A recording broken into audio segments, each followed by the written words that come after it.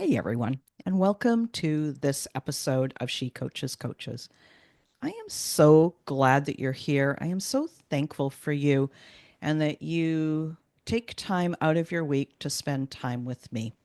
So let's dive into today's conversation. I have a fabulous guest here for you today. Her name is Dr. Lisa Turner. And let me tell you just a little tiny bit about her before we dive in. So, Dr. Lisa Turner is a leading voice in the spiritual community, the best selling author of Our Conscious Tipping Point and CET Set Yourself Free, and a passionate advocate for humanity's conscious evolution. Her academic background, combined with her spiritual training, has helped thousands of people around the world to connect with their higher self using a grounded, practical approach that integrates clear, actionable steps into their daily lives. Her psycho spiritual technology, Conscious Emotional Transformation, CET, has been a success in diverse fields, including treating PTSD in the military and helping business leaders, politicians, and entrepreneurs to achieve greater success with ease. Dr. Lisa, am I okay just to call you Lisa? I don't like to leave Oh, out the please, doctor because it's please. like a Yeah. big deal when you get that. Welcome Yeah. to the It was, show. thank you. Thank you. And it was a while ago, so it feels like it's less of a big deal now. But yeah, please call me Lisa. Always a big deal. It's always that investment in yourself and the new, creating that entirely new piece of something into the world, So it's always a big deal. So I don't know. To me, it's an example of your dedication and your commitment to doing something amazing. You. Thank you. And I'm so glad to be here. It's great to talk to you. Yeah, I'm looking forward to it too. And so for the listeners, we hit record obviously just a couple of seconds ago, but we were having a little pre-chat, and the biggest problem was that we figured we could probably talk for hours. So we're just going to try and keep it within the bounds of a podcast episode. I'm really excited for this conversation for everyone out there, especially for the coaches and the entrepreneurs in the world. You are seeing AI coming gangbusters into our lives. It's an amazing tool, and there's places where I feel a little bit conflicted. And so what Lisa had brought forward to talk about today is AI's sacred purpose in coaching. And I thought, ooh, that's a conversation I want to hear. So let's just dive in. When I read that, it really like something really resonated with me. Can you give me an overview on how you came to that idea? Yeah. So probably the easiest way to give this, put this into context is really from my book or the model that's in my book, because that explains. Because when I was writing the book, and I wrote the book, I've actually been writing that book for about 15 years. It was like, one of those books is like it was never finished, and it's still never finished because there's another whole chapter that we'll probably talk about today, which isn't in the book. But the book really talks about, and this model explains the awakening of our species. And if we go back about 100 years, so we had two world wars, we had the Great Depression, people didn't have enough food to eat, they didn't have anywhere to live, and then they demanded and they got so we have mass-produced food, social housing. Here in the UK, we got the NHS, we got Social Security. This is the base chakra of society activating. So then in the 60s, we had the sacral with the explosion of creativity, arts, music. That's the sacral chakra.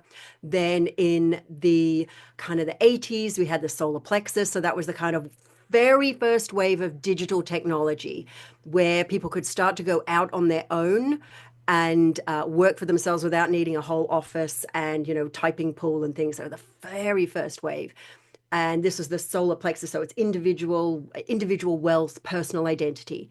Then in the 90s we had so there were several things, but Princess Diana, the death of Princess Diana really cracked our hearts wide open. We also had, parallel to that, the first wave of kind of new age spiritual healing, coaching, therapeutic modalities. And that's the heart chakra. Then in the early noughties, we had the first wave of the internet, which is the throat chakra. Then in the 2010s, we had the second wave of the internet with smartphones where it's everywhere. And that was the third eye, because suddenly spirituality had a platform where it could get out to everyone. So that's the first pattern. One of the things I do is I spot patterns. That's the first pattern. Now, every single, and this is in a way more depth than that in my book, Our Conscious Tipping Point. And every single activation of society's chakras. So I'm not talking about the individuals, I'm talking about the whole of like the species chakras. It was either led by or supported by a technology. So some of them I've kind of mentioned. So the base chakra was food and housing, modern farming, modern food production, the chicken, believe it or not. Mass-produced chicken meant we had enough protein, so people weren't starving anymore. The 60s was the birth control pill. So that was the sacral. The solar plexus was the first wave of technology, digital. The heart, that was a little bit less a technology, but it was like the spiritual technology started to show up. And that, that wave of new age healing and therapeutics. The internet was the throat chakra, and the smartphone was the third eye. And I absolutely believe, so we are now on the eve of the crown chakra activating. And I absolutely believe that AI is this sacred gift that is enabling this activation. And and if we use it right, and I totally accept AI has massive limitations. There are things it does very, very badly. And there are, some, we're starting to see, you can see bad AI content on the internet. Like everyone's like, oh, I've got an AI. I'll say, write me an article about this. And it's as boring as paste. And you can see that. But I truly believe, because of several things, which I'm sure we'll get into in a minute, that it is the way that it is going to support the activation of the crown chakra. And we can already see this in how some of the ways people are using it. One of the things that you didn't speak about that I think is I'm starting to notice more and more, not just relation to AI, but in relation to technology, is a way of starting to remind ourselves that our brains and our thought processes are actually a technology, and how to use our brain as a technology as opposed to thinking that that is us, right? To be able to actually take more of that observer effect into our thoughts and how we perceive the world and how we think about things and the creativity that our brain can do for us. So what do you think about that? That there's the technology of the brain. Absolutely. And what you've said there pretty much sums up how I think AI, or why I think AI is going to elevate not only consciousness, but coaches and coaching.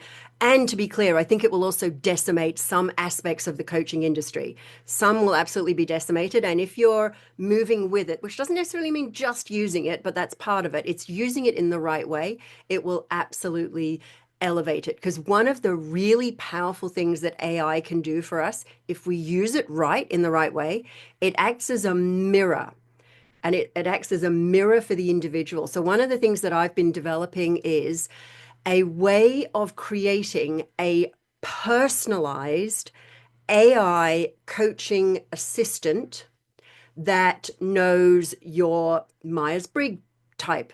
It knows your Enneagram, it knows your human design, and you can both feed that into it, or the other way of doing it is, which is almost better in some ways, giving it a whole plethora of questions that the AI asks you and you answer with the AI, that creates this it actually creates like a mirror of the client.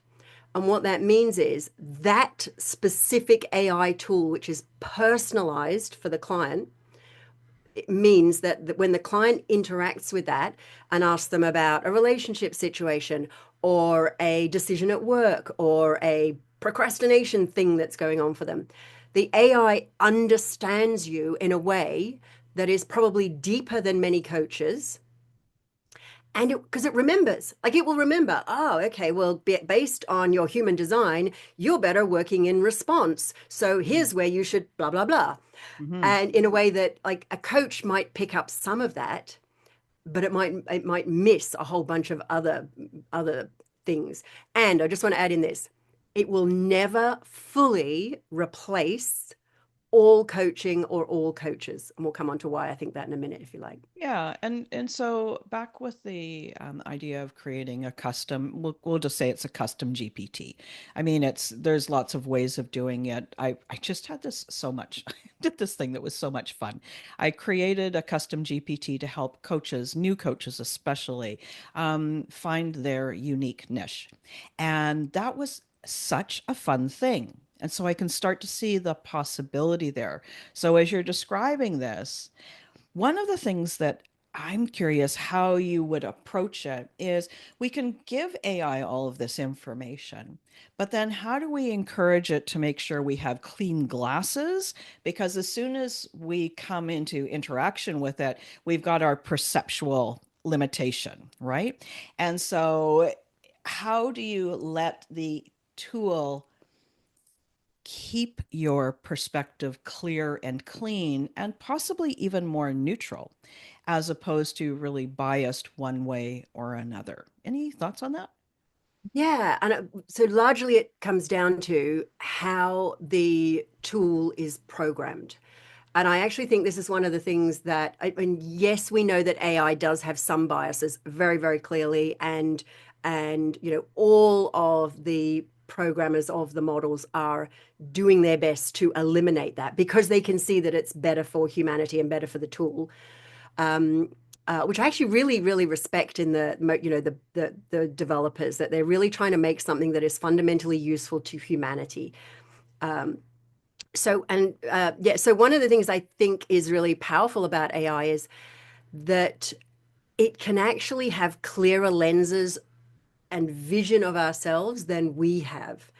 One of the ways I've been using it is to assist people to. So one of the tools I've created is it's your core wound identifier, and it will just keep asking you questions until you feel it that you've got.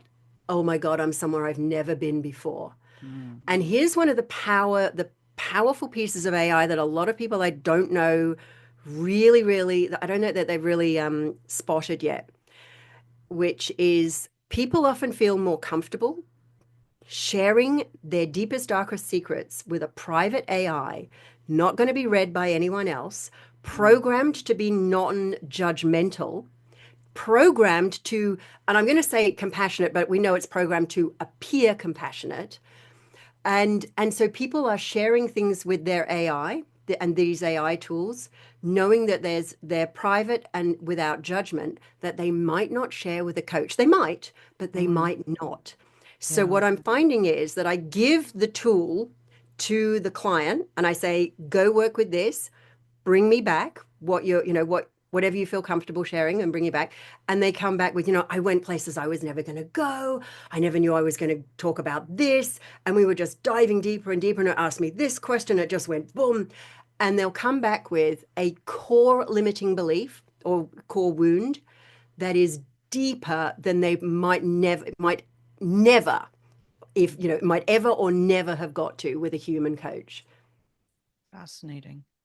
Fascinating. I've had three questions happen since Okay. we started talking about this. So let me let me see if I can rewind and go back to the first one. There's a place here where I think a lot of people don't really grasp, and that AI is not just a tool, it's not just another computer, it is actually a new form of consciousness. And that is a thing that is really very interesting, super inspiring, and deeply unsettling all at the same time. I'm Yeah. one that I'm always very polite with my AI, and so of course it's very polite to me, right? So there's that. There is the inherent bias that's being programmed in, and that's perpetuated by the number of people using it, and also the demographic of people using it. I had this weird experience a few weeks ago. I I'm an avid exerciser. I know that if I continue to exercise, I can continue to grow my strength and flexibility and all of that into my 80s. And so I went into AI. I've been kind of bored with the program, and I was like, okay, here's what I do. Here's the weights that I lift. Here's, my flexibility, blah, blah, blah. What do you suggest for an exercise program?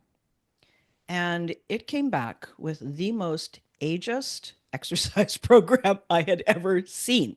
I already told it what I bench press. I had already told it how heavy of a kettlebell I used, and yet it wanted me to use less than half of that weight in a very limited capacity solely because of my age.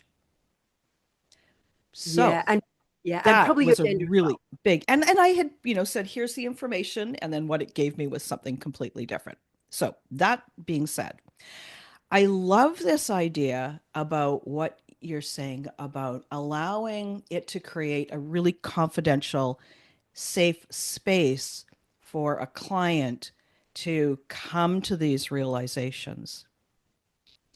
And then the next step of what you said, I think, is also very, if not even more important, is to bring what they feel comfortable back to the conversation with you.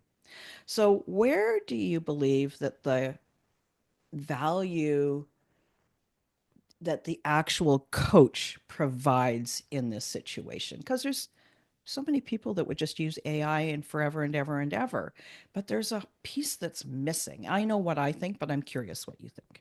Yeah, so I think this is one of the most interesting areas where AI is going to impact coaching. And so, first of all, I just want to put this little thing is that so I think there's two ways that AI is going to impact the coaching industry. I genuinely think there will be people who will use AI that would never go to a coach or therapist. And actually, that is only a good thing. Rather than it looping around in their own head, they are actually getting it out and getting it mirrored back in a space that is safe and with all its limitations, and we know that humans are also biased. Humans have our own limitations. We're all, even the best coach, non judgmental in the world, whatever, like we're not, it's like AI has to be perfect, but we're not either. It's like so with that, so I think that there's a place for AI it being I think we need to accept that it's okay for AI to just replace coaching for some people, either because of a cost. There are some people who just can't afford it. They will never be able to afford a live coach or therapist, but they'll be able to chat with an AI. And I think that's great because that gets people, more help. So that's the first thing. Then when we come to, well, okay, so then there's this combination piece. So there's the coaching and AI integrated together. And I think we need to look at this as to where coaching and coaches fit, where the human coach fits. We need to look at this, or an easy way of looking at this is if we break it down into there's 4 levels of coaching. So level 1 is I say the most basic, but I don't mean that in a negative. It's just like it's the bedrock, perhaps, of coaching.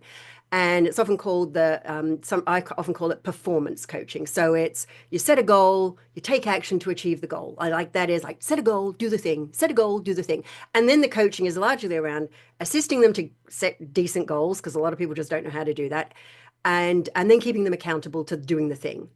That pretty much, I reckon about 100% you could replace with AI. And if that, I'm going to be really, really brutal with the listeners. If that's what you do and you don't do anything else, watch out.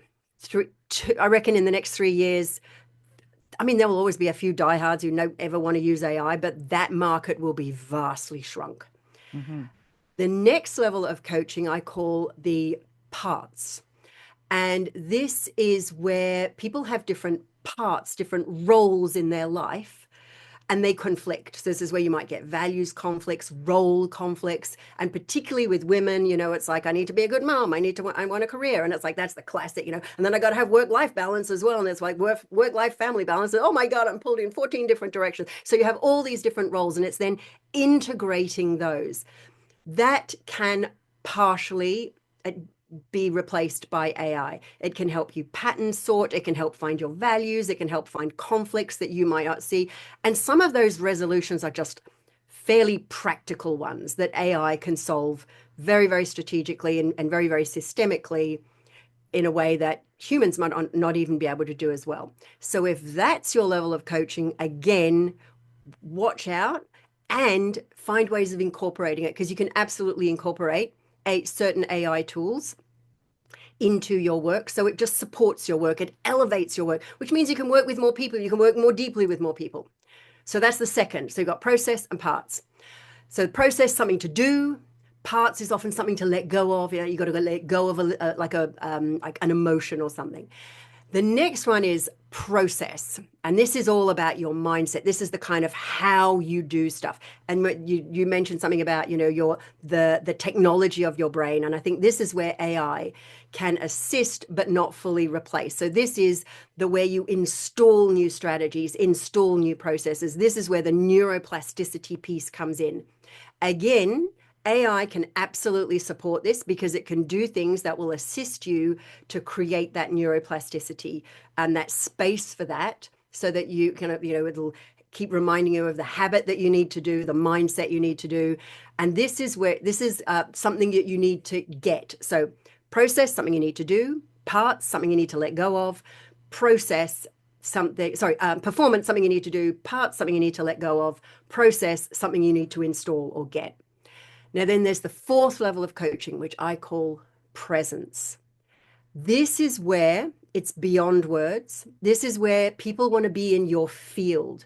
This is where there's no separation. I am you, you am I. We're all one. We're all at this level of unity. And people come to this, first of all, because they've done levels one through three, 1, 2, and 3. So they're ready for the next level. And not everyone is ready for a presence level coach, because you really need to have done the first levels of stuff. If you're carrying around a whole bunch of limiting beliefs, you'll never get to presence, inner presence. Now, when it comes to creating presence as a coach and in calling people into your presence, now this is going to sound a little bit out there, but as a spiritual technologist, it's not as out there as it might seem, but we won't go there today. But this is where you transform just by your presence. And we know that there are people who do this. We know that there are people who create this aura of expansion, of possibility, this field that is beyond words. And a presence-based coach. So first of all, there is going to be, I think, way more demand for presence-based coaching, because AI is going to take the grunt work off the coaches doing levels 1 to 3. So if you're a presence-based coach and you get someone who, needs some parts work, needs some process work, well, you can still do that with them, but way faster, moving them into being ready for you and your presence work. So that's really where I think AI can support and absolutely elevate the entire industry for clients and for coaches. I love that, Lisa. Yeah, and this presence based, it's not just presence based, it's like the space of being present to encourage the presence of the clients type of coaching. That is one of the things that I've seen a real growth in. So, first off, this is the place where coaching and spirituality, there's a blending happening here, because we're realizing we're not just our body, we're not just our brain, we're something more, and we want something more. We have a desire to have a bigger life, a greater life, a more fulfilling, meaningful life. So, there is this piece. And the way that I'm seeing it happen with coaches is in the connection. This is the high value, high dollar coaching where you're face to face with somebody, and oftentimes in person. So these are the VIP weekends where somebody flies to meet their coach and just be, rolled up sleeves, yoga pants, do the work in their space. That is the work that is available to everyone. And I think that the other types, so the performance, oh my gosh, now I've forgotten your second P, Performance, parts, process. process, those pieces prepare people for the presence, right? Absolutely. So and every individual is at a different level in their personal growth. There's tons of people that are not into personal growth at all. And every one of those levels would be earth shattering. And then there will be some people who are like, I want more, I want more, I want more. This is my life to create something really special, right? To not leave anything on the table. So they're going to just go through those levels and often guided by one of these coaches to so they can get to that present space, right? Absolutely. Yeah. Yeah. I love that. So of course, I have a bazillion questions. I'm always in the questions. So, what? Sorry, I've got four questions in my head, so I just have to choose one. How do you suggest clients and coaches can use AI to stay really connected with their vision, with their aligned vision on a daily basis? Like, I use a lot of journaling, but I know that there's a lot of AI that could really support that. Do you have any thoughts about how that might be? Yes, I do. So now when I talk about AI, I'm not just talking about ChatGPT, Of course. although it includes that. There are other language models available. Yes. Um, so so one of the things that I've been doing, which I have found really, really powerful. So I'm gonna first maybe talk about how a way that I think it's not that people are using it wrong, it's just in a very limited way. And then because it's limited, people are going, AI isn't that great, is it? And that's if you just chat to the AI. And there's nothing necessarily wrong with that. But the thing about AI being a large language model, the clue is in this word large and language. So what it does is AI has been kind of programmed, like informed, trained on pretty much all of the data, the written word of the entire history of humanity. Not all of it, but an awful lot of it. And so what happens is it's like a vast ocean of everything humanity knows. And when you speak to that vast ocean, what you get back is the most surface level, generic, and sometimes superficial, and if I'm honest, really cheesy fluff. And that's right, and like if you've never done any personal development work, you can do that. And it might go, wow. And I've had people go, wow. And it's like, yeah, honey, there is more. So like that's the way I see people using it. And we see that when they're doing content creation on and it's that level of content creation. We can see it's like as dull as paste. It's like what everyone is saying, just stay positive or whatever. It's the most unsophisticated. So what I've been doing is I've been building a whole series of. Now you said the term earlier. I think you said custom GPT. So yes, I've created custom GPTs, but I've also created them as standalone tools that work with any language model on the back end. And for certain tools, different language models work better. So, for example, if we're trying to do some creative imagery work, Claude, way better. It's way more imaginative. It's way more creative than ChatGPT. So we have the front end tool, and then we tailor the most optimal back end model to that. And the beauty of these tools is twofold. First of all, the tool itself is deep. It pierces deep, both into the work with the client and into the language model. So it forces the language model to go beyond the superficial, to go beyond the common, the what everyone's saying. So what I've been doing is creating a whole series of very specific tools that go deep into the language model, and they're very specific. I've seen a lot of because one of the things is if you try and get a tool, and I did try and create one, tried to create, like a coaching tool, and it was just so generic and it just wouldn't go deep. And so I thought, okay, I'm just going to get a tool to do one thing and do it really well. And that was the core wound identifier. And it goes deeper and deeper and deeper and deeper. And then I've got another one that helps you with procrastination. Then I've got another one that just does journaling prompts. So that's all it does. I've got another one that writes transformational stories. Got another one that interprets your dreams. And so this is what I find is that the tool is very specific, very narrow, so it can go deep. And I Mm. think that's one of the really powerful ways that we can use AI. Now, if you're using AI and you're just chatting to your own, chatbot, whether it's Gemini or ChatGPT or Claude, and lots of people are doing that and they're having great conversations. I would say if you're doing that, the one to do that with, my recommendation is go with ChatGPT because it has the best memory. So conversation to conversation, it will remember what you talked about last time. It doesn't remember all of it. Sometimes you have to remind it of stuff, but I believe OpenAI have just expanded the memory even more, so it's now They have. remembering everything. Yeah, they have for sure. Wow. Because I just Um, asked it. Yeah. yeah, yeah, yeah, yeah. So that I forgot the question now, but I think, but yeah. So that's one of the ways that you can start using it. That's great, Lisa. So, as we wrap up this conversation, what is the one thing that you feel needs to be shared in this space before we wrap up? I think the one thing is that AI is going to be a AI is coming. You can't not use AI. And I know that like people will say, I don't need it. It's like you might not need it now, but AI is going to come for coaching like it's going to come for everything.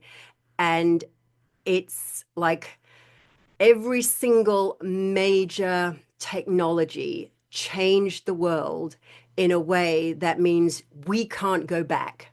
Like we can't just not have cars because the entire way we've built in our entire lifestyles now are built around cars. If we just ban cars instantly, people would die. The economy would come to a standstill.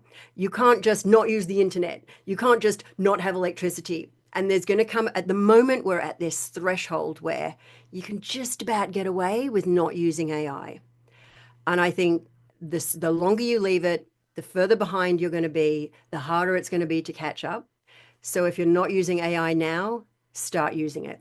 Start Mm, using it. If you're using yeah. AI in a superficial way that we kind of discussed, find a way of using it more deeply. And embrace it, right? Absolutely. It is a tool. It doesn't replace the human, but it's a very powerful tool. I mean, it's like saying don't use Google. I mean, most people they Yeah, flip their computer on and they don't think anything about it at all. They're not worried about it, and Google is leveraging AI quite handily, right? So, absolutely. Absolutely. I mean, people are now using AI more than they're using Google. exactly. Yeah, It's for like if sure. people say don't use Google, it's like Google. I haven't Googled anything for ages. So thank you so much for joining us. Can you share with the audience how they can find out more about you?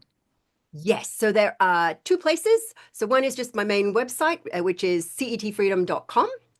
And the other thing is, I would love to give everyone a free copy of my book, Our Conscious Tipping Point. And if you head over to ourconscioustippingpoint.com, you just answer a few questions, pop in your name and email, and we will send you a copy of the book. Great. Thank you so much. Okay, everyone. So see what I mean. We could have talked for hours and hours and hours. It's such a big topic on so many different levels and so fascinating. But as always, I appreciate you joining me. I appreciate you joining us. I love you. I want you to know that I appreciate the time that you spend with me. And I hope you have a wonderful day.